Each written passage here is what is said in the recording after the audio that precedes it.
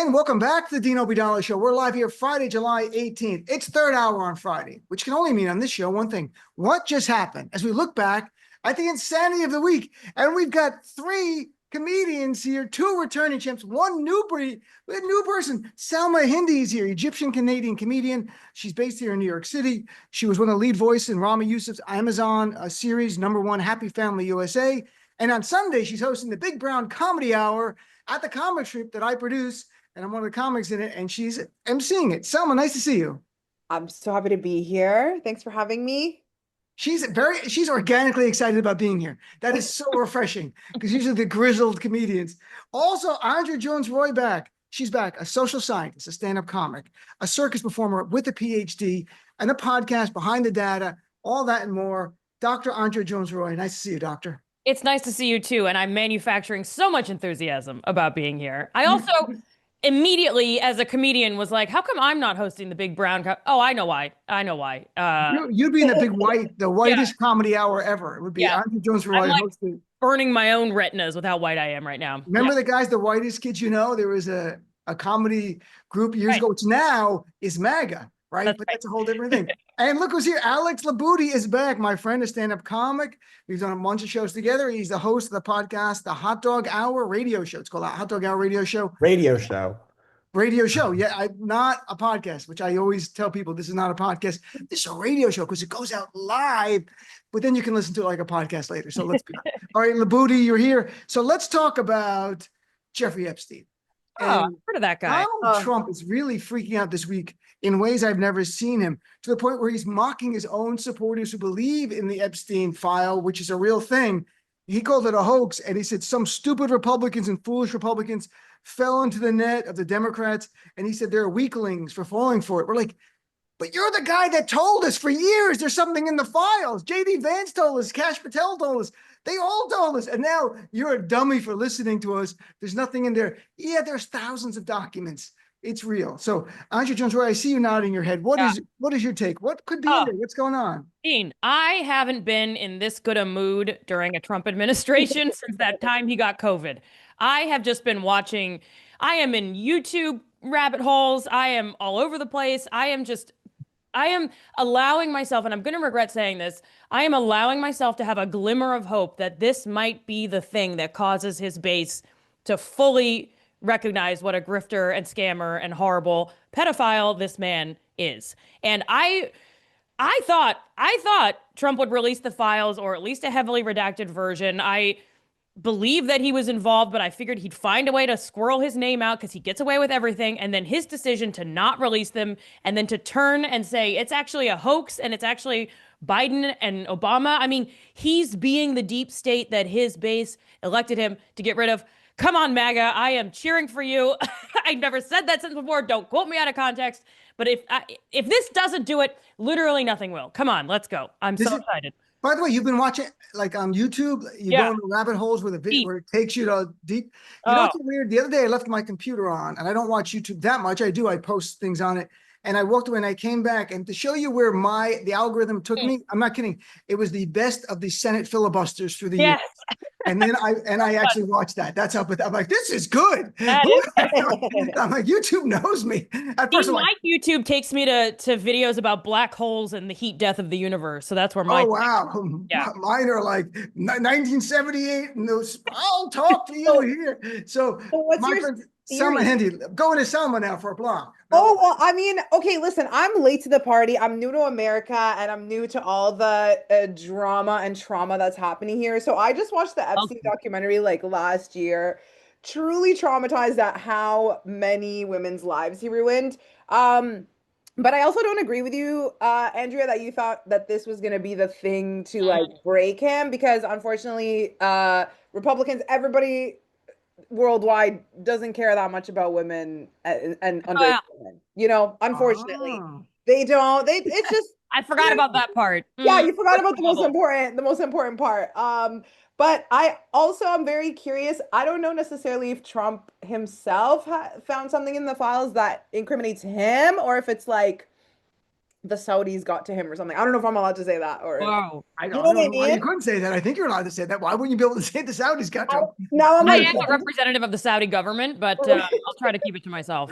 You're allowed. So, all right. So you think the Saudis, and also Selma went to the card that no one saw about, that people really don't care about women, but these differences, these are children. And for some reason, that there are a lot in the MAGA base that are truly sincerely like, this is real to them, to the point where they're turning on Trump, at least on social media. really? They care about children? It's a They do, pedophile they thing. do.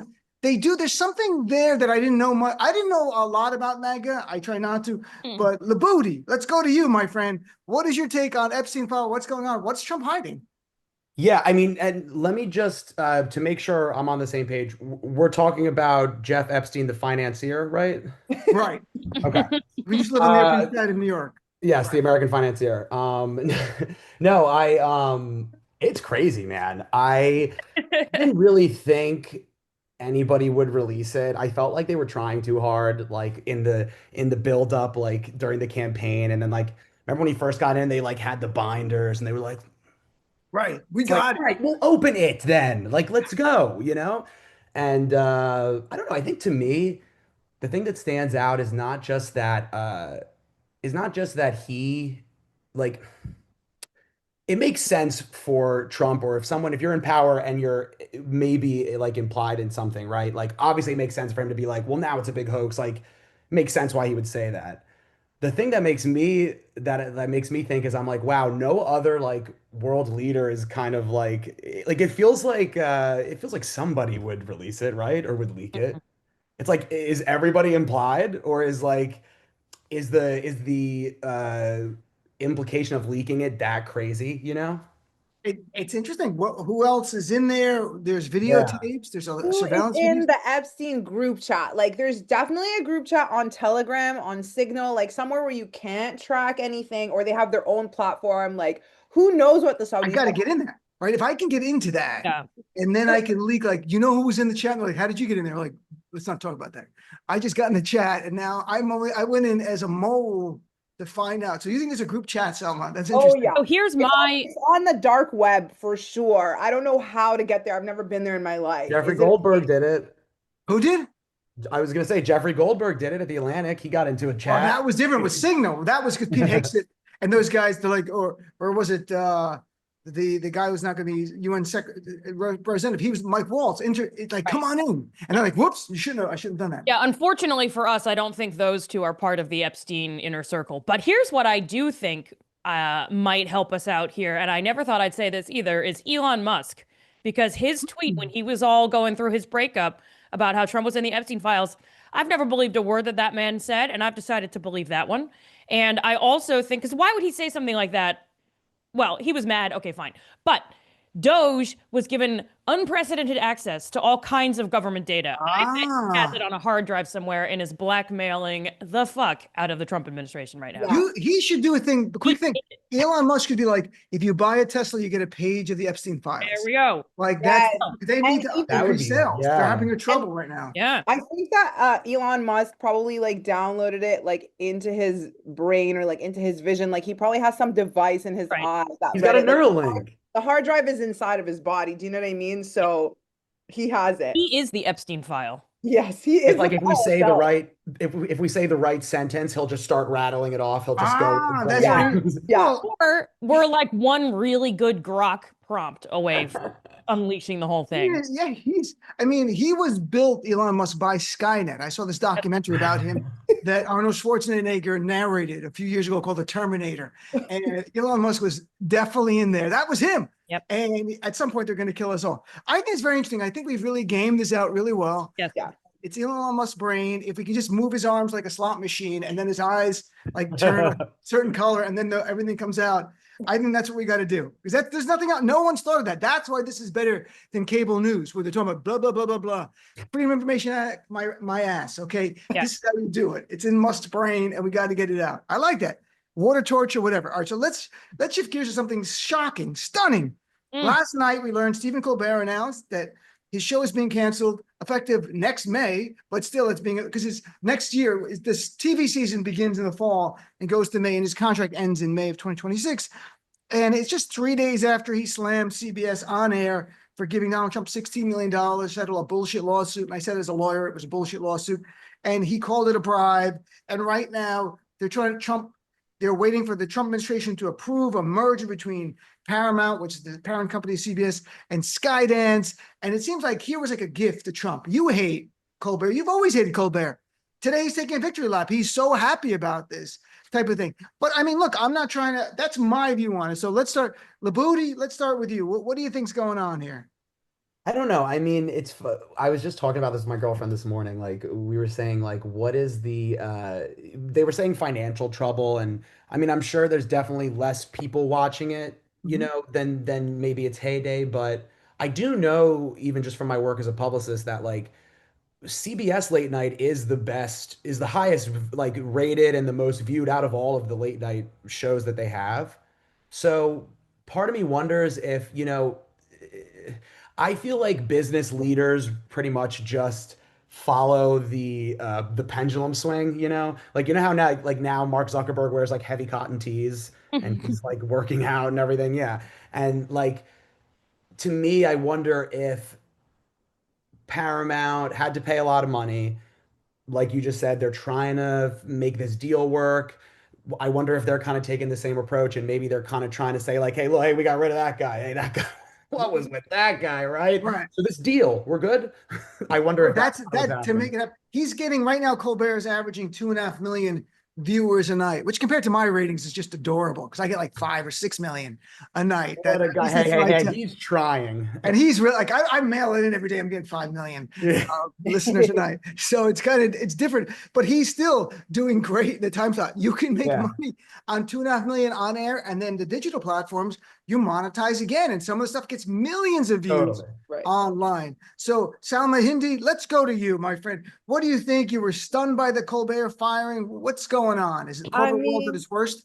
Yeah, I feel like I watched this storyline in Hacks, like where she called out the network and then they just fired her or canceled her show right away. So I'm like, wait, this happens in real life. That's what I'm going through right now. I'm I'm experiencing growing pains where like I'm seeing the world as it is. Growing pains? And then, you know, as a comedian myself, I'm just thinking about all the RIP, all the comics who tried to get a set on late night with Stephen Colbert. You know, we're gonna have to go to his living room and perform it, which I'm down to do. It's a long process. I've got my Letterman set just about ready. And I have to go to a time machine to go on the show. But I'm that close. I'm like 30 seconds away from just a closer. And I know they're gonna call me. Eddie Brill used to book it. I think he's still around. He's probably 90.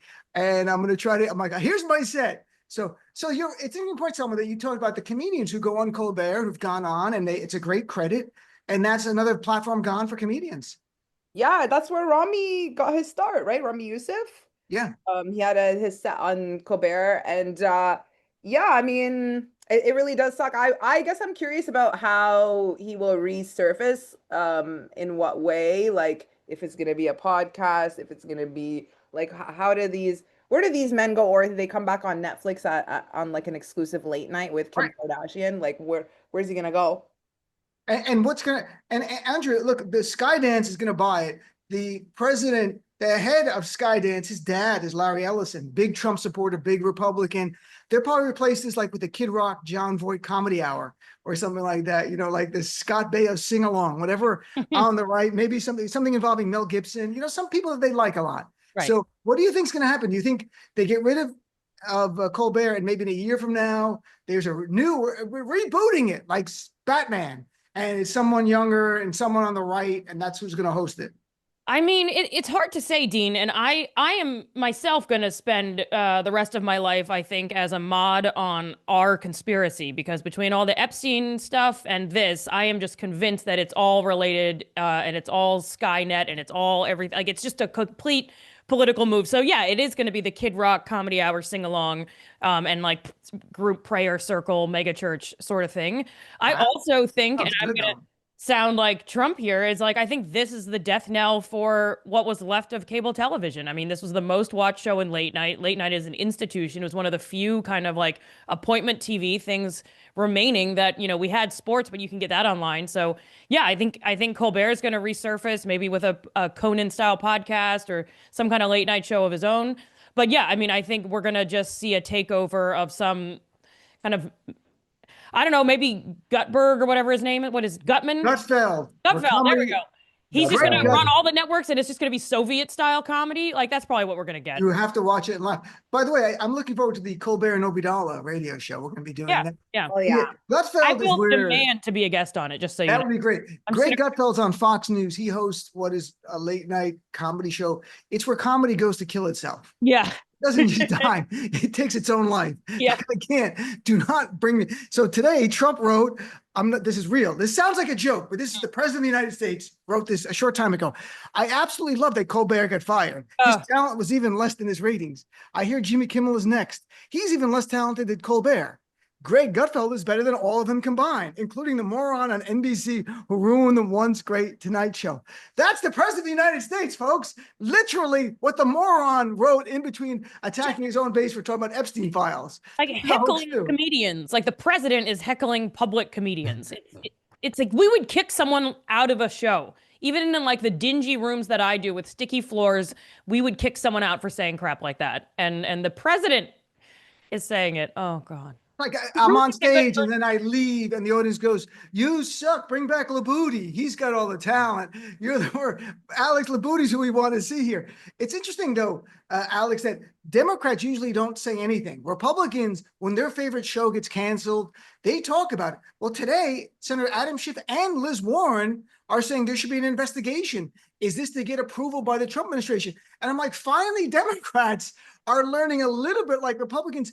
There's no more norms. Yeah, if you don't like it, use the government to punish the people who are doing it, that or at least threaten it, because then the other side has something to lose. Because up until now, the company's like, well, we got to do what Trump wants because we're going to get attacked. And they go, oh, but if we do this, Democrats are going to come for us. So maybe they're like, okay, we're not going to do anything anymore. Like, because right now it's just make Trump happy. But I like that Warren and Schiff demanded things, and the Democrats get the House. I think they're going to investigate, and I think that's important.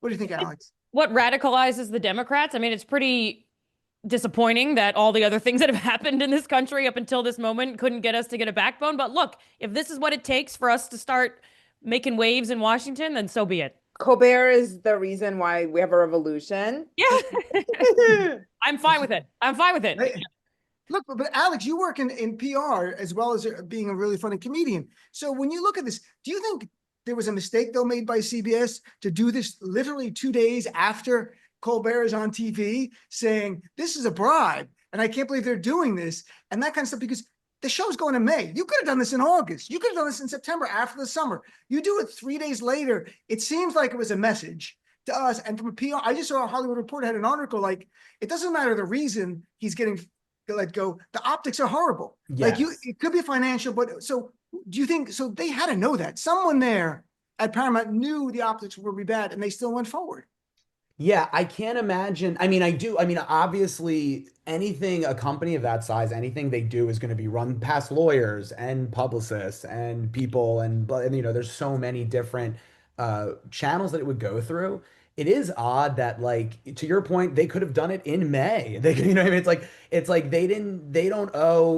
could have just ended and they could have said, we're not renewing it. Like, it is odd that they did it so quickly after he said something. It makes me wonder, someone had to know. Like, either he knew it was coming and he said that, or like, to me, I'm glad you said optics, because it's like, it is an annoying word. And sometimes it makes me like, sometimes I get angry when people say like the optics, but it is true. And that's what it is. And it's like, that's the whole reason that I even had that initial thought of like, oh, maybe they're cozying up too, just like other people are, because it's like, what do you expect us to think, And it's like, I feel like now more than ever, like the internet allowed people to create timelines and go back and go, well, he said this on this day, and then 3 days later this happened, and then a month earlier this happened, and a month later this is happening. So it's like, I don't know if it's either just maybe harder to manage an image nowadays, but I don't know. I feel like it feels like everybody's getting sloppy. It's interesting though, Alex, you said, and I'll go to second, Andrea, that maybe Colbert knew there was an inkling of this coming, and he goes, I'm going to go on TV and say this. I don't care now anymore. Right. They're getting rid of me. And there's not a suggestion of that anywhere yet, but I'm just saying, since you're a PR person, you think like those kind of people. And you know what I mean by those people. And like those people. Right, exactly, those people. But no, but you're right. It could be we could be missing one little fact that he knew something was coming and he goes, fuck it, I'm going to just go. I usually don't curse on the show, but I'm going to just go out there and say it. I'm not saying that happened. I want to believe it was the other way. He in good Yeah, faith went but out there it and could said, be, you know, it could be like self-preservation. Like a lot of times people's like agents ah, or managers or publicists could say, hey man, I caught wind that they might, that they're, you know, Paramount said they're making an announcement on Monday. I don't know what it is, but they said it's a budget related, you know, it could be something like that. He could go, you know, maybe pull those back pocket jokes you've been saving. they You said, know? all I know, they sent a picture of your show in a guillotine. And I'm like, what is that about? That's weird. Andrea Jones-Rooy had her hand up, Dr. Jones-Rooy, to the block. My academic tendencies took over. Yeah, so I think Alex is probably right, and certainly as the expert publicist, I could see him trying to get ahead of things. But there's also a version. So I study authoritarian censorship. The most powerful censorship there is forcing people to practice self-censorship. And so they could have been like, we're going to do this so it's so over the top and it's so obvious that Colbert said this, criticizing these people, and we canceled his show and we canceled the whole exercise. So go ahead, everybody else who has late night shows and talk shows and this and that, who are relying, like, go ahead and say whatever criticisms you want. And everyone is going to start, all of a sudden, we're going to see like way less political everything in the remaining shows that are online because they did it so blatantly. I think that's very interesting. And by the way, I should mention this segment is brought to you by MAGA, the Yeah. greatest political movement ever. No, I'm not selling it. That's what it gets. So you turn up. I'm wearing a MAGA hat. I'm like, I know what you guys are Start sending talking ads about. to us. Trump Oh. makes a lot of sense now. I don't know what's wrong with you guys, kind of thing. I'm chatting with Salma Hindy, Andrea Jones-Rooy, and Alex Libutti. The Libutti, were you going to say something, or Salma? I can't. Well, Salma, I was just gonna say, Go ahead. and to Andrea's point, kill one journalist, silence 1,000 is kind of what Right. it's like Yeah. with Colbert. You know, they're like, it could also be them posturing like, yeah, we'll do it. Right. You don't And think we'll let's send do that Not it? here message. to play. Yeah. Selma, in Egypt, I know you're really from your Egyptian heritage, but Canada, but in Egypt, there's not a lot of late night hosts that make fun of the leaders, right? I mean, Bassem Youssef has to live in America, our friend who's a comedian, because he made fun of Sisi, who's the leader. And they're like, you got to leave the country now. And that's how it went. It wasn't like a rough room. It's like, you just have to go now. And he lives in California now. Yeah, as a comedian in Egypt, you cannot talk about politics, sex, or religion. And America, you know, it's giving dictatorship. It's giving we're headed there, guys. Oh. So We're there. yeah, No, we're there. So let's talk about, all right, let's talk about something fun. That was Coldplay concert. And this is, at first I didn't know this was real, but it's real. First, apparently, if you're going to have an affair, don't go to a Coldplay concert with Yeah. the person you're having an affair with, because Chris Martin, the lead singer of Coldplay, is going to find you. And that's what happened. They have a kiss cam, which like, I haven't been to a concert in a while. I didn't know there were kiss cams unless you were at a kiss concert. But this is a kiss cam where they found people in the audience who were hugging or being affectionate, and they showed them on the big screen. And this was in Boston at the big thing at Gillette Stadium. And this couple was there, and it turns out they were having an affair. At least the guy is. The woman is divorced already. CEO Andy Byron and the firm's chief human resources officer, Kristen Cabot, which is just so ironic. It's the head of HR. Like, he went in to find out about, is it okay to date someone you work with? Like, I'm not sure who you're thinking. You. Yeah, it's okay. With me, it's okay. Like that kind of, like, HR said it's okay. Yeah, that's like their running joke. HR said it's okay. So they got caught on camera there, and they look so, if people haven't seen the video, it's worth it to Google Kiss Cam, Coldplay So affair. awesome. And they're like, the guy's hiding, their friend's turning red, the woman runs away. And Chris Martin actually says, look at those two. And then he sees them run away, and he goes, what's going on? He goes, either they're having an affair or they're just shy. And then he goes, holy shit, I hope we didn't do something bad. Chris Martin, Coldplay did nothing. He just amplified people. Like, their shows are like, they're almost like dead concerts. They're like festivals and fun now. So, all right, anyone ever get caught cheating at a concert? Let's start with that before we go into, no, not anyone. So Libutti, what do you think? I mean, if you were going to have an affair, and I'm not going to say you are, and it's not about judging you, whatever you do, you live your life. But do you think concerts are things you shouldn't go to now? Is that a lesson for everyone who might be cheating?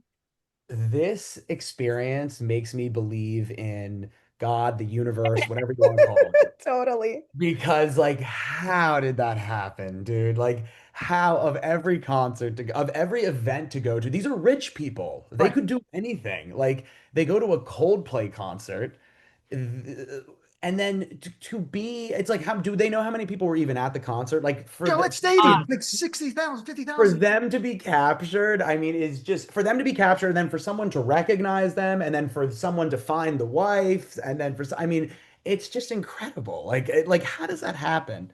How It's does, interesting. I got cheated on once, but I found out through an inadvertent phone call. It wasn't through a Coldplay concert. Because worst thing is yeah. like I like Coldplay, so I've been so torn. I'm like, you went to a Coldplay I'd be so bad. Like you went to Coldplay without me and with that guy. I mean, Can that's you imagine I if know we have that's more why? upset about. Like I love Cold. I really do like Coldplay. So I would have been torn. Like, and maybe I would have been like, thank you, Chris Martin, for revealing this to me, this Thank truth. you, Chris And now I Martin. like your music. And now I'm gonna listen to your earlier albums, which are really melancholy, like Yellow, songs like that. It's like I've really had yellow sad. in my head since I read about this whole story. It's amazing. And thank you, Chris Martin. Thank you, Chris Martin, because he's also proven, if I may, Sure. the capabilities of this CEO and this company. I mean, clearly they can handle multiple accounts and they can make So something you're saying they happen, should you spin know? it from your brain's like a PR thing. So you're thinking the company, like the CEO's like, look, we do a lot of things here. We date, we work hard, we play Yeah. hard, and we make Right. money for our Much clients. balance. He's in a, the We treat funny, you like family. right, but literally like an That's why incestuous your family. father is getting divorced. Yeah. The CEO is an astronomer too. Like this is a weird thing. I love Andre. The most fun part is that the woman he's having an affair with is the head of HR. Beautiful. I'm like that's like a wrinkle that's like out of a script. So beautiful. It's so beautiful. And many of us have worked at companies and I do some consulting with companies and I work specifically with the people team and the HR folks. And so I've like seen a million of these trainings. I've helped people develop trainings like this. And it's just so beautiful that it was that any other person at the company would have been less hilarious than the chief people officer. Like even chief legal would be pretty fun, but this is way more fun than that. By the way, so at the training, do you ever like a checklist like don't go to a Coldplay concert? Yeah, You're having an specifically affair? Coldplay is well known in HR circles. Like other concerts you can go to. I mean, Eras tour, why not? Yeah, you can go. Taylor Swift, you go to Taylor Yeah. Swift. Yeah, a lot of adults trade Taylor Swift. No one cares. No one cares. But Well, no one can get in, so you won't be on the Jumbotron. that's right. Bruce Yeah. Springsteen, I'm sure a lot of relationships have broken up at Bruce Springsteen concerts over the years. He's been 25 years. I mean, because I've become a conspiracy theorist in the last Oh, no. 16 hours, it could be that Chris Martin is friends with the wife who suspected that there was an affair and so arranged for them to be zoomed in on. That's just, I mean, and if Netflix wants to pick that up as a story, I'm available. That's the moment in the script where everyone's like, no, like Chris Martin, like it's like 3 days earlier. That's how the script goes from there. And then Chris Martin's talking to the wife. Yeah, or like, my husband's having an affair. With the wife, and they're trying to throw them under the bus. There's a lot of twisted ways. This is like a Matlock episode, but different. Like where someone goes to private detective 3 days earlier. Failing though is the melting. I mean, it's hilarious to watch, but their reaction, like just have a poker face about it, and no one would have given a second thought to it. So it's just basic acting. I mean, there's I believe that everyone should take some improv classes in their lives, and this is a great example why. Yeah. Salma, what do you think? You talk about relationships a lot. Where does this? Oh my God, I have so much to say about this. I agree completely with Alex. Like once I saw that, I was like, whenever some freak like global thing happens like that, I'm like, okay, it's obviously a message to the world, right? Yeah. Like, what is it telling us? It's like, don't cheat, guys. Like, just don't do it, just don't do that. And then also, I've been thinking a lot about his wife, the one who he's having the affair on, because it's like, how many girls do we know? Like they know that maybe that their man is treating them like shit, or he's low key micro or macro cheating, or but you kind of overlook it, you kind of because your self-worth is a little low, whatever. I don't know his wife, but I'm just saying it's a common theme I notice in women. And then it's like, but then to be caught by the public or to be caught by a friend, it's now everybody else is going to know what you're okay with settling with. And so you have to reckon with that. And then that makes you actually leave the relationship, the unfaithful relationship. So I don't know what this woman needed. Like God literally had to be like, now the whole world knows your man is cheating on you, so you have no option but to leave him. Like that's interesting. A different angle. Do you think he said to his wife, it's not what it looks like the first thing? Like, it's like, you mean it's not like it looks like you were at a concert at Coldplay and everyone at the stadium saw you, and Chris Martin even commented, oh shit, I hope we didn't ruin this guy's marriage, that kind of stuff. Like, it's exactly what it looked like. Like, I wonder what he said. Like, he may have said, like, he just comes home and doesn't say anything. He just starts packing. He goes, Yeah. there's nothing more to say. Like, I wouldn't even go home. Just leave your things. You own nothing. You're Let's- rich, right? You start to get it. It's a great opportunity for a new wardrobe. Like Yeah. a few times in your New life, like identity. I'm going to Call a upgrade. vacuum sales guy. Like it's over for you. Man, oh man. And Have any of you also ever? the friend, did you guys notice the woman on Yeah. the side whose face was so red? Like she knew Yeah. everything. And I mean, that's another person who has to kind of deal with their conscience, you know. I don't know the details, obviously, but the fact I that feel you bad for the kids. If they were kids, I didn't Of read if they course. have children or not, because now all their kids are like, look at your dad, like at school. How awful is that? Like, Yeah, that and sucks. okay, that's the bad side to it. Let's keep the Yeah. fun side. Sorry, I had to bring in But reality. the kids will side. get money. The kids, well, I mean, they're gonna be in a split house, but they'll get their daddy's money, and hopefully their mom will be happier. Hopefully. Did you any of you ever get cheated on that you wanted to share? And how did you learn about the person who's cheating on you? No one wants to share, or no one's been cheated on. I don't. If I have been cheated on, I didn't know because they did a Coldplay concert. So let it. No, if someone you're dating says, "I'm going to the Coldplay concert," like just tell me now you're cheating. Yeah, exactly. There's I- less expensive ways to tell me that you're not happy in this relationship. Right. That's my I mean, first no, date question. My first date question is I'm like, so what kind of music are you into? Right. Yeah. I mean, do we think this will be good for Coldplay or bad for Coldplay? I think good. I think people will be Oh, like, good for Coldplay. Chris Martin's hilarious. It's Yeah. just fun. I mean, he's playing stadiums all over the place. By the Fine. way, Rami was at the concert. Rami Youssef was he was at a Coldplay concert this week because there's video of him and he was there with Ayman Mohadeen, my friend from MSNBC, and they were there for a charity thing. So they were on the ground. I'm not sure if they played a bunch of days in a row. Right. Coldplay probably played a bunch of days in a row. So Right. 'cause I think I Oh tell yeah, the truth. 'cause Indiana was opening for them, right? And he posted that. That's so funny. The thing is, I went to a Coldplay concert a few years ago, but it was like the farewell tour. So now, but now it seems like they're thriving more than ever. You know how every year is like a farewell tour. I So should do that. my trust was kind of broken do. with him back then, but now he's getting back into my good graces. I'm like, this is my farewell show. SiriusXM has told me my last show is Yeah. coming up in 8 years from now. I'm Yeah. just winding it down over the next 8 years. All right, we got to take a break. We got to come back a lot more, including Donald Trump has a medical ailment, which is kind of weird because he never admits to anything. So I'm not sure. I think something's more here. I'm not wishing, just saying. All right, let's take a quick break. We'll come back with what just happened after this. And welcome back to the Dean Obeidallah Show. It's what just happened. And look, all three comedians stayed for a change. Salma Hindy is still here. My friend Andrea Jones-Rooy and Alex Libutti. All right, so look, this is not at all. I despise Trump, but I don't wish him physically ill because I don't need to carry that around. He's degrading in front of us. But here's what I'm going to say: is that Trump has always lied about his health. Whatever, there are things wrong with him. He's in his 70s before this, right? For some bizarre reason, his press secretary, the head blonde liar there, Carolyn Levitt, Baghdad Bambi, whatever they call her, a whole bunch of things. It begins that no one asks her. She goes, I just want to start out by saying that Donald Trump has this thing called chronic venous insufficiency, and then goes to explain because his legs are swelling up, and there's pictures of it now when you go back and look. And also the bruises on his hand are because he's taking aspirin, which I heard a doctor today who's a cardiologist goes, no, that's not what that is. There's something else going on there. And he said it's probably much more likely higher doses of blood thinners because there's a more serious cardiac issue going on. But he said, I can't tell you that for sure but that's consistent.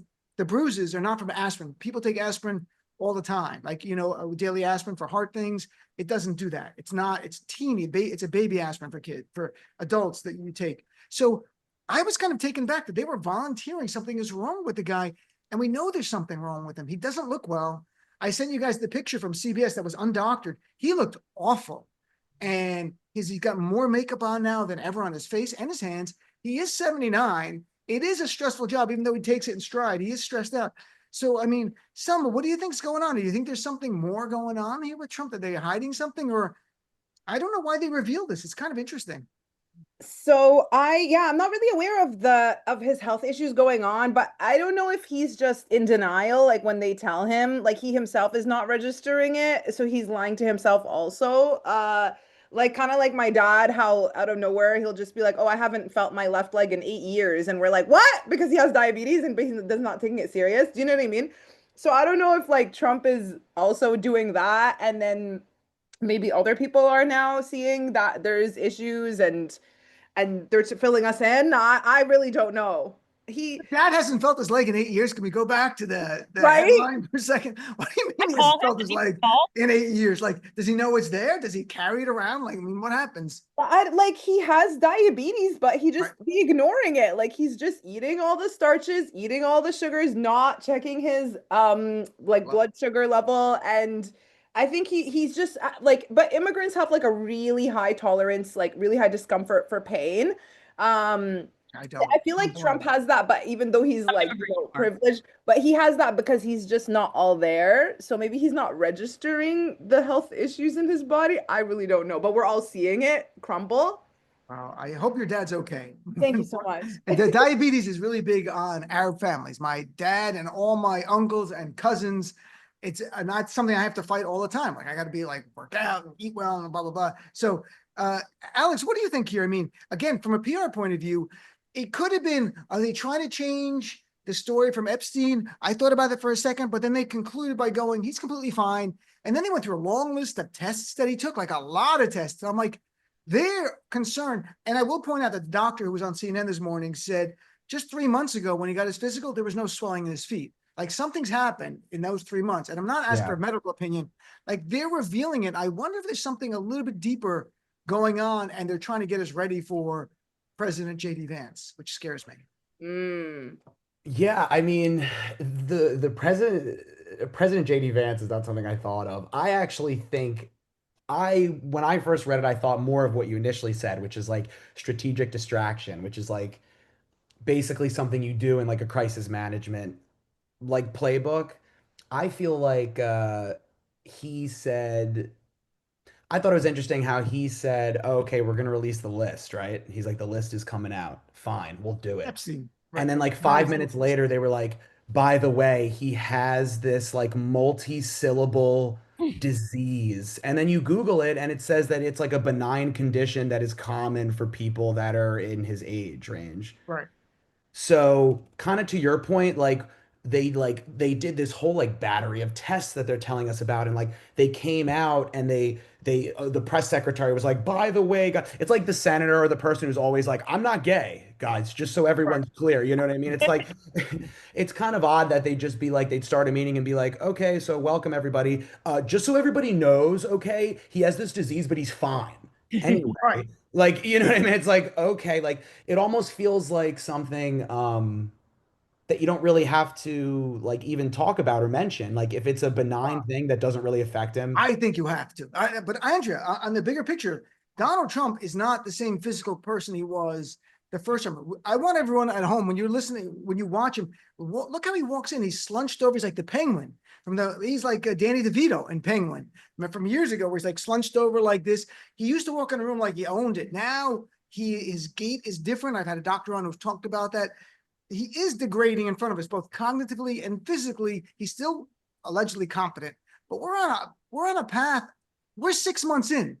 I cannot see any scenario where in 3.5 years he's still with us, like mentally and physically. I just don't see that. Yeah, Dean, I don't know. I have two thoughts on this. I don't know if you all watch House of the Dragon, but all I have been able to think about since seeing the footage of Trump's hand like falling off, and I'm with you. I don't wish him ill. I wish he were not in charge. Right. I don't wish physical ill on anybody. I was going to say, except for the people who canceled Colbert. No, nobody. I'm going to be good. The king in House of the Dragon has a condition where all his skin rots off bit by bit, and it's totally disgusting. Wow.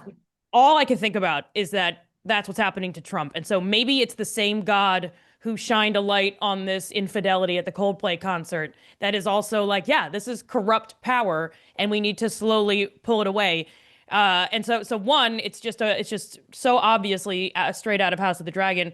But two, everything Trump does and says is projection.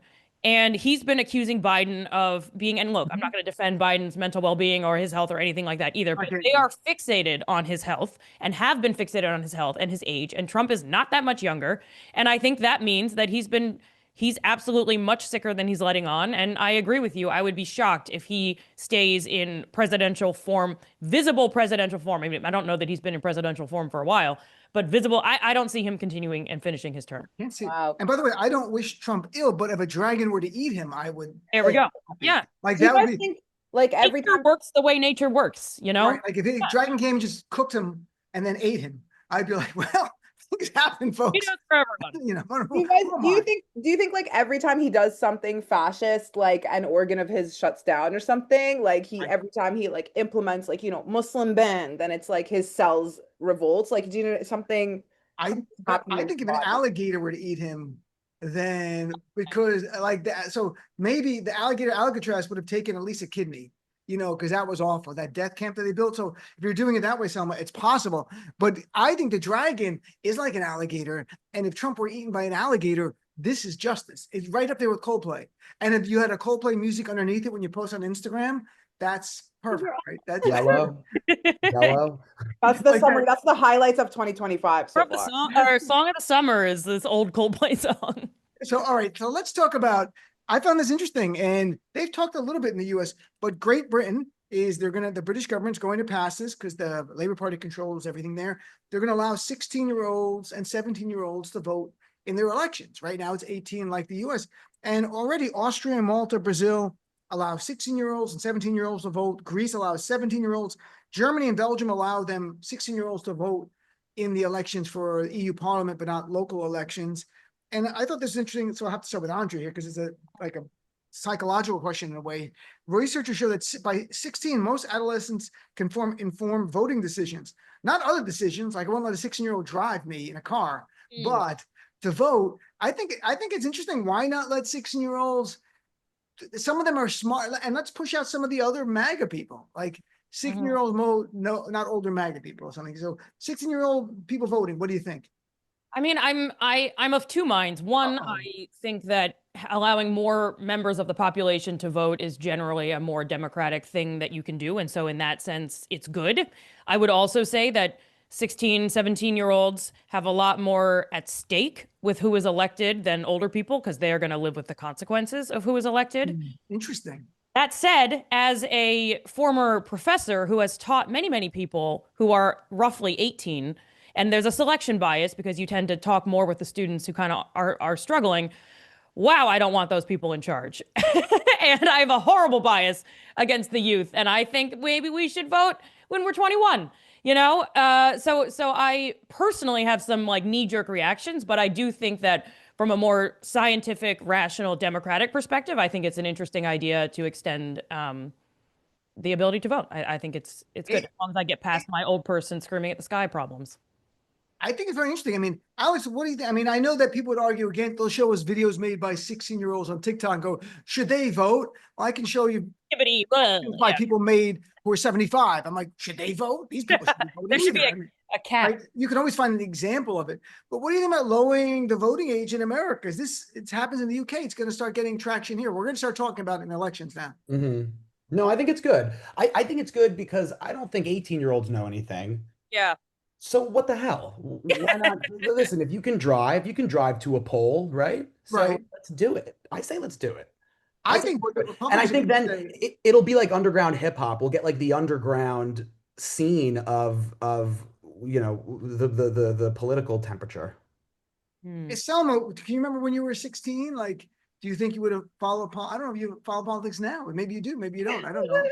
No, I'm not saying it that way. Like, I mean, for some 16-year-olds, they love politics. Others are just like anyone at any age. If they don't care about politics, they might not vote. Yeah, I felt like when I was that age, maybe I would have just echoed my dad's like political opinion, which I am torn because it's like if you're in high school and you are interested in politics and you do want to vote, then 16 is no different than 18. Like go for it if you're passionate about it. But then I do kind of think about school election and how I ran for president against someone who just made it like an absolute joke. And she just like was promising all these things. And it was like it was just like a circus. And she ended up winning. And so I was like, there could be also the part where all the 16-year-olds are like, this is just a massive bit. Like, let's see how far we can actually skew the political system or something by voting just for jokes. But then at the end of the day, they only have two options. You know what I mean? So it's not even president, but not for local elections. It's interesting. True. It's interesting to see what would happen. I used to be like very much so. I'm like, this is great because younger people tend to be liberal. And now I see all these younger MAGA guys. I'm like, maybe it's not a good idea anymore. Because I'm like, because then Rogan's going to talk to them and Theo Von's going to talk to them and everything. And unless we get those guys, if we get those back on our side, it would actually kind of probably be a wash almost because younger women vote Democratic in big numbers. Younger men, especially younger white men, tend to vote now Republican or at least MAGA. I'm not sure if they're Republicans per se as much as MAGA. You know, But- Dean, this is making me think of, there's a political scientist named Lindsay Cormack who has a great book out called How to Raise a Citizen and Why It's Up to Us to Do It. And her work and her message about voting is that the biggest predictor statistically of whether you're going to vote in an upcoming election is whether you voted in an election in the past. And you could imagine, which is both like shocking and also makes sense, right? Right. And you could imagine a world where if you're voting at 16 and 17, that means you're voting when you're still in high school. And you could see public schools or other schools having initiatives where as a part of your schoolwork, you go and vote. And so it actually could be very good long term for building a culture of voting in the United States, as opposed to doing it when you're 18, you're no longer in school, and it's not something that you do. I also share Selma's concerns that people are going to vote for, Grover or something, not even, I can't even think of what the kids would vote for, but, joke votes. But there is something to be said about creating more of a culture of voting among younger people that I think could be interesting. I love that, like taking them when they're younger and like through class or something, like an informed, just kind of training them. I like that idea. Actually. And then you give them extra credit if they vote Democrat. It's easy. Right. And then there's a cynicism, I feel like a lot of people right now are just like, am I even gonna vote? Like that's at like what I feel 16, like so they're many already people cynical say. at 16. What's happened to our society? You'd be like, today, kids, we're going to learn about how to wriggle an election. You're going to vote under 3 different names. Here's how you do it. That kind of stuff. That'd be kind of fun. All right, we only got a couple minutes left. I want to give everyone a chance to plug whatever you're working on and your website and all that kind of stuff, because I know that's all you're here. You're only here to plug your own stuff. So let's start with Selma. It's your first time on the show. Selma, Yes. what's up and where can people follow your work? You can follow me on Instagram at salma.hindy. I also run a monthly comedy show in New York called Not My Father's Daughter. And I'm starting a podcast. We're going to release all the episodes in a few weeks called The Secret Sex Lives of Muslim Women. So if you have a story or if you want to listen to all the tea that Muslim women be sharing anonymously, because the stakes for talking about your sex life publicly as a single Muslim woman in 2025 is like coming out as gay in the 70s. Okay, the stakes are so high. So your name's going to be on, but the other women are all going to be like, well, I paid the price. I'm estranged from my family. I lost everything, but nobody else wants to do that, right? interesting. So I am the beacon. I am basically I like used to do a joke that we need to have a Muslim version of Sex in the City, but it'll just be called In the City because Muslim women can't talk about sex. It's just 4 women shopping all the time and eating lunch. I'm like, yeah, they're just sitting looking at each other, not talking, but they I'm are out having New York Magazine, the show, like that's it. That's Andrea Jones-Rooy, good doctor. Where can people find your work? I am at Jones-Rooy, JONESROOY on Instagram, TikTok, and jonesroy.com. And I have a show called Behind the Data at behindthedatashow.com. Very nice. And by the way, Selma's hosting the Big Brown Comedy Show this Sunday at the Comic Strip in New York City, 8 p.m. There's tickets available, and I produce it, and I'm just peddling everything. And Alex Libutti, what about you, brother? I have a website. It's just my first and last name. It's www.alexlibutti.com. I have an Instagram. It's Phyui, Phyui. I don't know why that's the name. Wow. And I have a show called The Hot Dog Hour. Watch it. Send me hate mail. Do anything. Create engagement online. Hate me. That's fine. Connect with me. You guys, look, you were all great. Don't forget. Yeah. You were all great. I really enjoyed it. It was a fun conversation. Thanks for being